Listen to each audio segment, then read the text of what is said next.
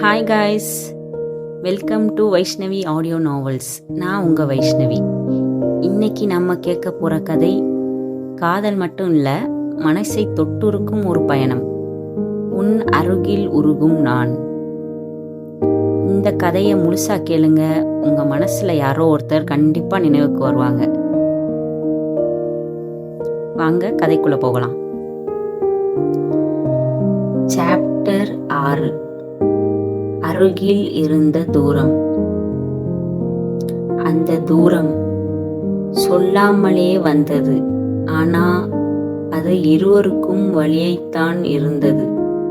நாட்கள் கடந்து போச்சு. மெசேஜஸ் குறைஞ்சது. கால்ஸ் ஆல்மோஸ்ட் இல்லை.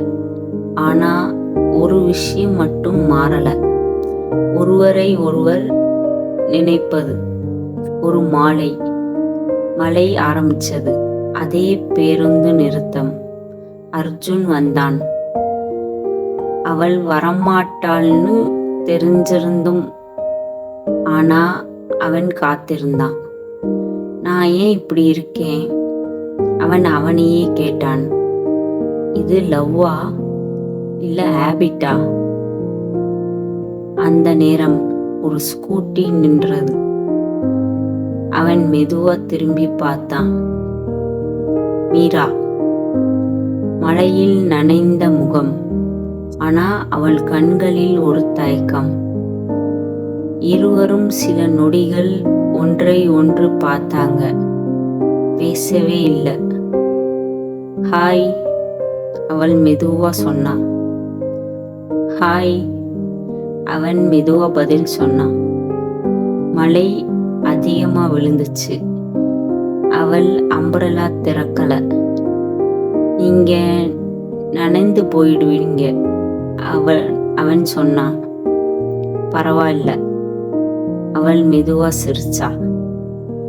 அந்த சிரிப்பு முன்னாடி இருந்த மாதிரி இல்லை.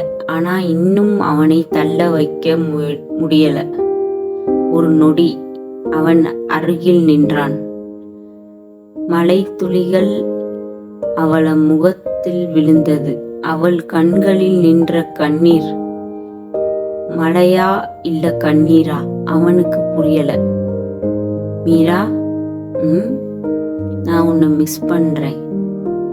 அந்த வார்த்தை மழையை விட அதிகமா விழுந்தது. அவள் கண்களை மூடினாள். ஒரு ஆழ்ந்த மூச்சு. நானும். அந்த ஒரு பதில் அவன் இதயத்தை நிறுத்தி வைத்த மாதிரி இருந்தது.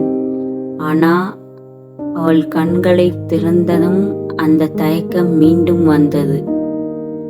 ஆனா இதே மாதிரி இருக்க முடியாது. அவன் அமைதியா நின்றான்.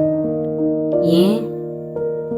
நீங்க அருகில் இருந்தா நான் ஸ்ட்ராங்கா இருக்க முடியல. அந்த வார்த்தை அவனுக்கு ஒரு பதிலும் ஒரு வழியும்.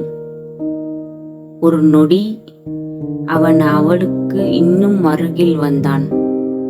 அவள் மூச்சு வேகமா அடிச்சிச்சு. அர்ஜுன், ப்ளீஸ் இப்படியே நின்னுட்டு இருக்காதீங்க, அவன் மெதுவா கேட்டான். ஏன்? அவள் மெதுவா சொன்னான். இப்போ நீங்க இன்னும் ஒரு ஸ்டெப் வந்தீங்கன்னா நான் போயிட முடியாது. மழை இப்போ ரொம்ப அதிகமா விழுந்துச்சு. அந்த மழையில அவர்கள் இருவருக்கும் இடையில் இருந்த தூரம் ஒரு நொடி மட்டும்தான். ஆனா அந்த ஒரு நொடியை தாண்ட இருவருக்கும் தைரியம் வரல. அவன் மெதுவா பின் சென்றான்.